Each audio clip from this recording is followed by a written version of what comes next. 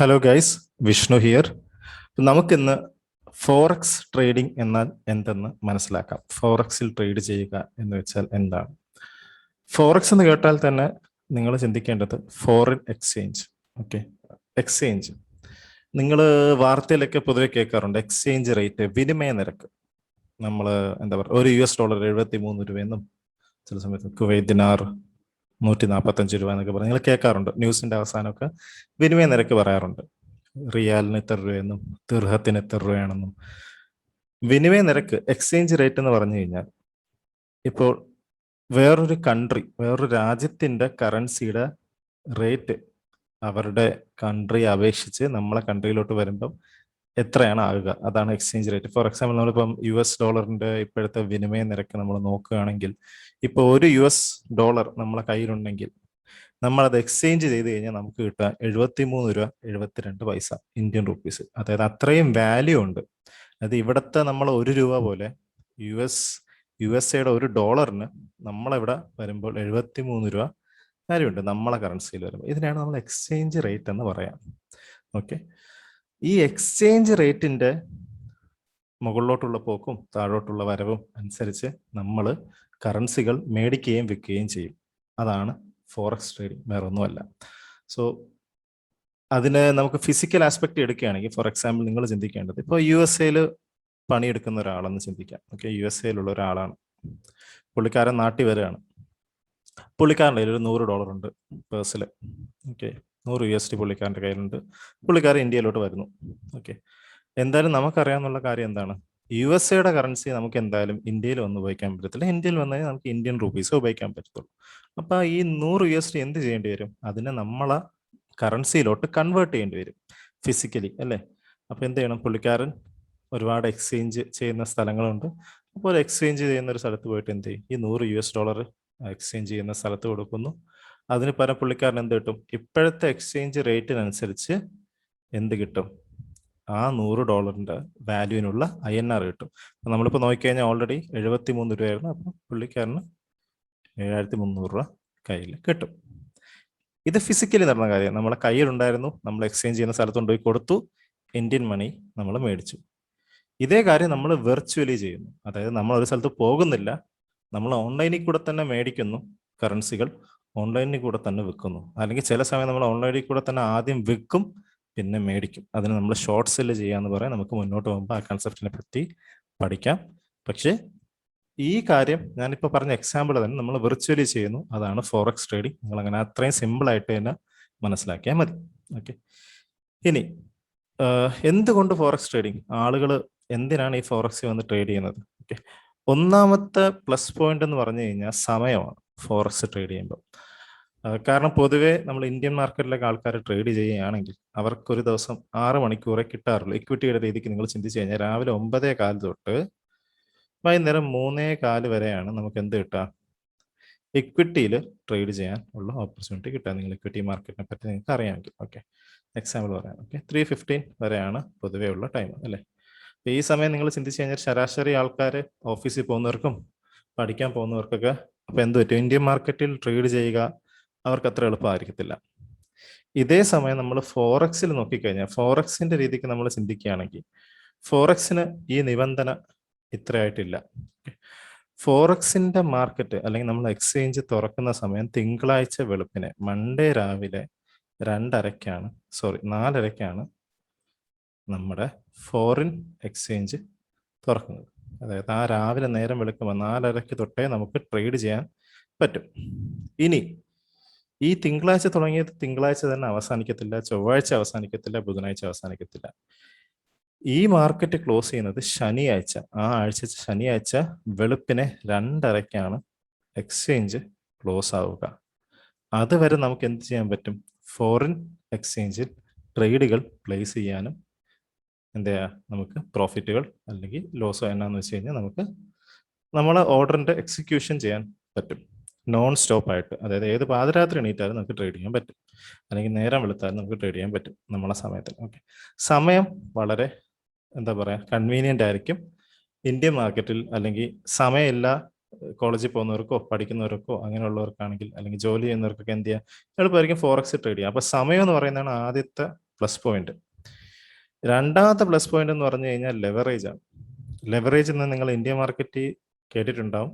സിമ്പിളായിട്ട് പറഞ്ഞു കഴിഞ്ഞാൽ നിങ്ങളതിൽ 10 രൂപയേ ഉള്ളെന്ന് വിചാരിച്ചോ, പക്ഷെ നിങ്ങൾക്ക് 100ന്റെ സാധനം മേടിക്കാം, അത്രയും വാല്യൂവിനുള്ള സാധനം മേടിക്കാം. ഇതിനെയാണ് സിംപ്ലി ലെവറേജ് എന്ന് പറയുന്നത്. ആ കാര്യം ഫോറക്സിൽ വരുമ്പോഴും ഉണ്ട്. ഓക്കെ, സോ ഫോർ എക്സാമ്പിൾ ഫോറക്സിൽ വരുമ്പോൾ പൊതുവെ ബ്രോക്കറുകൾ തരുന്ന ലെവറേജ് എന്ന് പറയുന്നത് 1:100 തൊട്ട് 1:1000 വരെയാണ്. ഓക്കെ, ഇപ്പൊ ഫോറക്സ് വരുമ്പോൾ നമ്മളെല്ലാം ഡോളറിന്റെ കണക്കിലായിരിക്കും സംസാരിക്കുക. ഇപ്പൊ നിങ്ങളുടെ കയ്യിൽ $1 ഉള്ളെങ്കിൽ പോലും ഓക്കെ, നിങ്ങൾക്ക് $100 സാധനങ്ങൾ മേടിക്കാം. അതാണ് ഈ ലെവറേജ് കൊണ്ട് ഉദ്ദേശിക്കുന്നത്. അങ്ങനെ മനസ്സിലായില്ലേ? സെയിം അതുപോലെ നിങ്ങൾ $1 ഉണ്ടെങ്കിൽ നിങ്ങൾക്ക് $1000 സാധനങ്ങൾ മേടിക്കാം. ഈ സാധനങ്ങൾ എന്ന് പറയുന്നത് കറൻസികൾ തന്നെ ആയിരിക്കും, വേറെ ഒന്നുമല്ല. വേറെ കൺട്രിയുടെ കറൻസി മേടിക്കാം. നിങ്ങൾക്ക് ഡീറ്റെയിൽ ആയിട്ട് പഠിക്കാം, അപ്പോൾ ഇതിനോട് ക്ലിയർ ആവും. ഇതാണ് രണ്ടാമത്തെ കാര്യം, ലെവറേജ്. ഓക്കെ, ഇനി മൂന്നാമത്തെ കാര്യം എന്ന് വെച്ച് കഴിഞ്ഞാൽ വോളിയമാണ്. ഓക്കെ, വോളിയം എന്ന് പറഞ്ഞു കഴിഞ്ഞാൽ എണ്ണം, ട്രേഡ് ചെയ്യപ്പെടുന്ന എണ്ണം. ഇപ്പം നമുക്കിപ്പം എളുപ്പ വഴിക്ക് ഞാൻ പറഞ്ഞു തരണമെങ്കിൽ, ഇപ്പം ഒരു ഏരിയ, ഒരു നല്ലൊരു സ്ഥലം, അവിടെ ഒരു മീൻ ചന്തയേ ഉള്ളൂ, ഒരൊറ്റ സ്റ്റോൾ മാത്രമേ ഉള്ളൂ ആ വലിയ ചന്തയിൽ. ഓക്കെ, ആ മാർക്കറ്റിൽ ഒരാൾ മാത്രമേ ഉള്ളൂ മീൻ വിൽക്കാൻ. ഓക്കെ, വേറെ ആരും ഇല്ല. അപ്പൊ എല്ലാവർക്കും എന്ത് ചെയ്യേണ്ടി വരും? ഈ പുള്ളിക്കാരനെ ഡിപ്പെൻഡ് ചെയ്യേണ്ടി വരും മീൻ മേടിക്കാൻ, അല്ലേ? പുള്ളിക്കാരൻ ദിവസം 100 മീനും കൊണ്ടേ വരത്തുള്ളൂ, അത് കൂടുതൽ കൊണ്ടുവരത്തുമില്ല. മേടിക്കാൻ ആൾക്കാരുടെ എണ്ണം കൂടുതലാണ്. മേടിക്കാൻ 50 പേര് അവിടെ നിന്ന് വരുന്നു, 50 പേര് ഇവിടെ നിന്ന് വരുന്നു, അടുത്തുള്ള ഏരിയയിൽ നിന്ന് വരുന്നു, അടുത്തുള്ള ഏരിയയിൽ നിന്ന് വരുന്നു. പക്ഷെ ഇതിൽ 2 സെറ്റ് ടീമുകൾക്ക് മാത്രമേ എപ്പോഴും മീൻ കിട്ടത്തുള്ളൂ. 2 പേർക്ക് ഈക്വൽ ആയിട്ടുള്ള ഓപ്പർച്യൂണിറ്റി കിട്ടത്തില്ല. കാരണം പുള്ളിക്കാരൻ്റെ കയ്യിൽ 100 ഉള്ളൂ. റൈറ്റ്, വിൽക്കാൻ ആളില്ല, മേടിക്കാൻ ആളുണ്ട്. നിങ്ങൾ ഫോറിൻ എക്സ്ചേഞ്ചിന്റെ കാര്യത്തിൽ പറഞ്ഞാൽ നമ്മൾ ട്രേഡിംഗ് എന്നുള്ള ഫാക്ട് നമ്മൾ ഓവറോൾ എടുത്താലും ഇവിടെയും വിൽക്കുകയും മേടിക്കുകയും തന്നെയാണ് ചെയ്യുന്നത്. ഇവിടെ എണ്ണ ഇമ്പോർട്ടൻ്റ് ആണ്. നമുക്കിപ്പോൾ എന്തെങ്കിലും മേടിക്കണമെങ്കിൽ അപ്പുറത്ത് വിൽക്കാൻ ഒരാൾ തയ്യാറായിരിക്കണം. അതുപോലെ നമുക്കും വിൽക്കണമെങ്കിൽ അപ്പുറത്തൊരാൾ മേടിക്കാനും തയ്യാറായിരിക്കണം. അപ്പുറത്താരും മേടിക്കാനില്ലെങ്കിൽ നമുക്കൊന്നും വിൽക്കാനും പറ്റത്തില്ല, ഇപ്പുറത്താരും എന്താ പറയാ വിൽക്കാനും ഇല്ലെങ്കിൽ നമുക്കൊന്നും മേടിക്കാനും പറ്റത്തില്ല. ആ രീതിക്ക് തന്നെയാണ് ട്രേഡിങ്ങും നടക്കുക. അപ്പൊ ഇപ്പൊ ഈ ഞാൻ പറഞ്ഞ എക്സാമ്പിൾ എടുക്കുകയാണെങ്കിൽ ഈ 100 മീന് കൊണ്ടുവരുന്ന ആൾക്ക് ആ 100 മീന് ആ ഒരു 100 പേർക്ക് കൊടുക്കാൻ പറ്റും. 200 പേരുടെ റിക്വയർമെന്റ് 200 പേര് വരുന്നുണ്ട് പക്ഷെ മാർക്കറ്റിൽ. അപ്പൊ ഇനഫ് ആയിട്ടുള്ള സെല്ലേഴ്സ് ഇല്ല എന്നുള്ളൊരു കണ്ടീഷനുണ്ട്, അല്ലേ? ഇതുപോലെ തന്നെ ഈ എണ്ണം നികത്താനായിട്ട് എന്താ, ഇപ്പൊ നമ്മളിപ്പോൾ ഒരു സ്റ്റോളും കൂടെ ചിലപ്പോൾ കൊണ്ടുവന്ന എന്ത് പറ്റും? അപ്പൊ ചിലപ്പോൾ ഇത് ടാലി ആവും, അല്ലെ? അപ്പുറത്ത് വിൽക്കാനും മേടിക്കാൻ ആളുണ്ട്. തിരിച്ച് ചിന്തിച്ചു കഴിഞ്ഞാൽ പുള്ളിക്കാരെ 200 കൊണ്ടുവരും, അല്ലേ? പുള്ളിക്കാരെ 200 മീൻ കൊണ്ടുവരും. പക്ഷെ ഡെയിലി ചന്തയിൽ വരുന്നത് വെറും 100 പേര് മാത്രമാണ് നിങ്ങൾ വിചാരിച്ചോ? 100 പേര് വരത്തുള്ളൂ. ഇപ്പൊ പുള്ളിക്കാരൻ നഷ്ടം, അല്ലേ? അപ്പൊ വിൽക്കാൻ നിൽക്കുന്ന ആൾക്ക് നഷ്ട കച്ചവടമായിരിക്കും. കാരണം മീന് അഴിഞ്ഞങ്ങ് പോകും, അല്ല ഇരിക്കത്തില്ല ആ രീതിക്ക്. കാരണം വിൽക്കാൻ ആളുണ്ട്, മേടിക്കാൻ ആളില്ല. ഈ കണക്കിനാണ് നമ്മൾ ഈ വോളിയം നോക്കുന്നത്. ഇതാണ് നമ്പർ ഓഫ് ഷെയർസ് അല്ലെങ്കിൽ നമ്പർ ഓഫ് ലോട്ടുകൾ അങ്ങോട്ടും ഇങ്ങോട്ടും നമുക്ക് കൊടുക്കാൻ പറ്റുന്നതിന്റെ എണ്ണം. ഓക്കെ, സപ്പോസ് എൻ്റെ കയ്യിൽ ഇപ്പം 4 ആപ്പിൾ ഉണ്ടെങ്കിൽ ഞാൻ വേറൊരാൾക്ക് അത് വിൽക്കുകയാണെങ്കിൽ ഓബിയസ്ലി ആ പുള്ളിക്കാരൻ്റെ കയ്യിൽ 4 ആപ്പിൾ കിട്ടും, അല്ലേ? ആ 4. ഇപ്പൊ ഈ പുള്ളിക്കാരൻ്റെ റിക്വയർമെന്റ് 2 ആണെങ്കിൽ പുള്ളിക്കാരന് 2 കൊടുക്കാം, എനിക്ക് 2 വേറൊരാൾക്ക് വിൽക്കാം. ഇതേ ഒരു പ്രോസസ്സ് തന്നെയാണ് ട്രേഡിങ്ങിൽ സംഭവിക്കുക, മനസ്സിലായില്ലേ? സോ മേടിക്കാൻ ആളുണ്ടെങ്കിൽ നമുക്ക് എളുപ്പമായി, വിൽക്കാൻ ആളുണ്ടെങ്കിൽ നമുക്ക് മേടിക്കാൻ എളുപ്പമുണ്ടായി.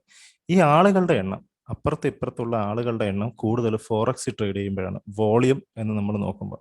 സോ ഫോർ എക്സാമ്പിൾ നമ്മൾ എന്താ പറയാ, ലോകത്തെ തന്നെ ഏറ്റവും വലിയ സ്റ്റോക്ക് മാർക്കറ്റ് എടുത്തു കഴിഞ്ഞാൽ US മാർക്കറ്റാണ് ലോകത്തിലെ ഏറ്റവും വലിയ സ്റ്റോക്ക് മാർക്കറ്റ്. ഓക്കെ, US മാർക്കറ്റിൽ പോലും ഞാൻ ഈ പറഞ്ഞ വോളിയത്തിന്റെ കണക്ക് നമ്മൾ നോക്കിക്കഴിഞ്ഞാൽ USന്റെ നാസ്ഡാക്ക് എന്ന് പറഞ്ഞ ഒരു ഇൻഡെക്സ് ഉണ്ട്. നമ്മൾ ഇന്ത്യയിൽ നിഫ്റ്റിയും ബാങ്ക് നിഫ്റ്റിയും ഒക്കെ പറയുന്ന പോലെ അതിൽ ഒരു മാസം ട്രേഡ് ചെയ്യപ്പെടുന്ന വോളിയം എന്ന് പറയുന്നത് 1.13 ട്രില്യൺ, ബില്യൺ പോലും അല്ല, ട്രില്യൺ.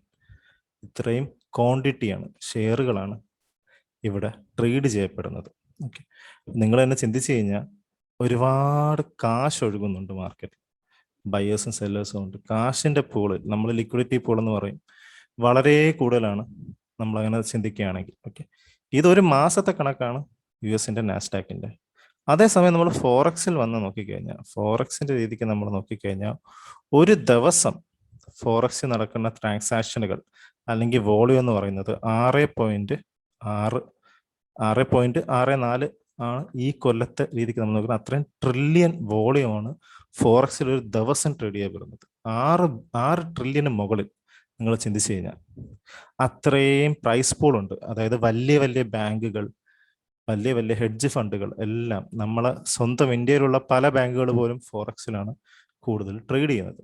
നിങ്ങൾ ചിന്തിച്ചു കഴിഞ്ഞാൽ ബാങ്കുകളൊക്കെ നമ്മളെ കാശ് മേടിച്ചിട്ട് അവരും നമുക്ക് ഈ ഇൻട്രസ്റ്റിൽ ലോൺ തരുന്ന കാര്യങ്ങളെല്ലാം അവർ പ്രോഫിറ്റ് ഉണ്ടാക്കുന്നത് ഇതുപോലെ ട്രേഡ് ചെയ്തിട്ട് തന്നെയാണ്. നമ്മളെ ബാങ്കുകൾ ഏറ്റവും കൂടുതൽ കാശ് എവിടെയാണ് ഉള്ളതെന്ന് വെച്ച് കഴിഞ്ഞാൽ ബാങ്കുകളിലാണ് ഉള്ളത്, അല്ലേ? ബാങ്കുകൾ എന്ത് ചെയ്യും? ആ കാശ് അവിടെ വെറുതെ വെച്ചേക്കില്ല, അവരത് ഇൻവെസ്റ്റ് ചെയ്യും, അവർ ട്രേഡ് ചെയ്യും. എന്നിട്ടാണ് അവരെന്ത് ചെയ്യുന്നത്? ഒരു ബാങ്കിന്റെ വാല്യൂ കൂട്ടുകയും കറൻസിയുടെ വാല്യൂ എല്ലാം കൂട്ടുന്നത് അങ്ങനെയാണ്.